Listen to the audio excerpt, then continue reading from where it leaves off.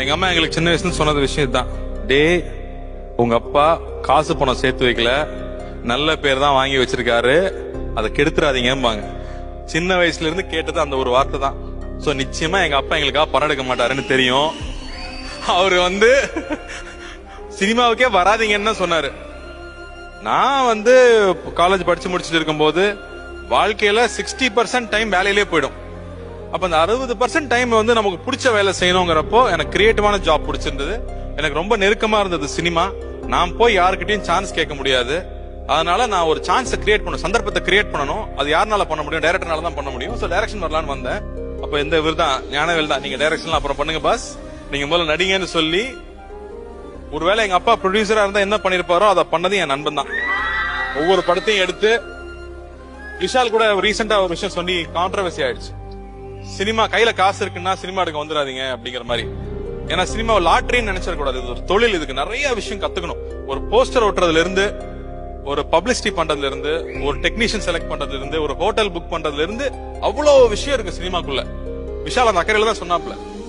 So அப்படி அதை ஒவ்வொன்னா கத்துக்கிட்டு ஞானவேல் கூடயே இருந்து நாங்க 2 பேருமே சேர்ந்து தான் உழைச்சி இங்க வந்திருக்கோம். சோ நிச்சயமா நான் எப்போ கிட்டான்னு கேட்டா நான் இல்லைன்னு தான் சொல்லணும். ஆனா அண்ணன் இருந்தாரு. அந்த படம் ரிலீஸ் ஆகுறதே பெரிய பிரச்சனையா இருந்துச்சு. பருத்திவரன் ரிலீஸ் ஆயிருக்கு. அப்ப அண்ணா அவரோட சேவிங்ஸ் மொத்தத்தையும் கொடுத்து அந்த படம் ரிலீஸே ஆச்சு. 3 தடவை ரிலீஸ் தள்ளி போச்சு. சோ இங்க நீங்க சொன்ன மாதிரி அப்பா இருக்கனால ஒரு சந்தர்ப்பம் கிடைச்சிரும்.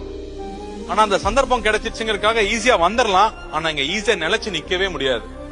அவங்க திறமைய வளர்த்துக்கிட்டு அவங்க கஷ்டப்பட்டு உழைச்சு கூட இருக்கிறவங்கள கைய பிடிச்சு கூட்டிட்டு போனால்தான் இங்க ஒரு இடத்துல நிக்க முடியும்.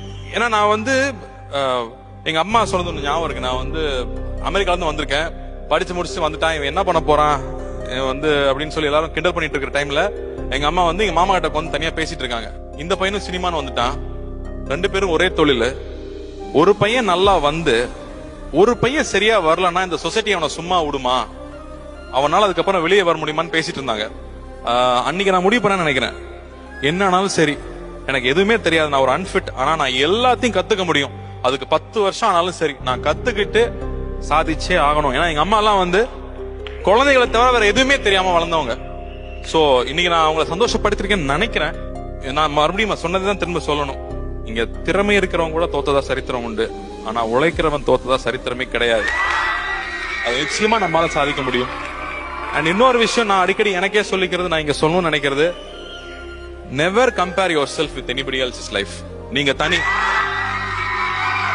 உங்களுக்கு கீழேயும் யாரும் இல்ல, யாரும் ஏளனம்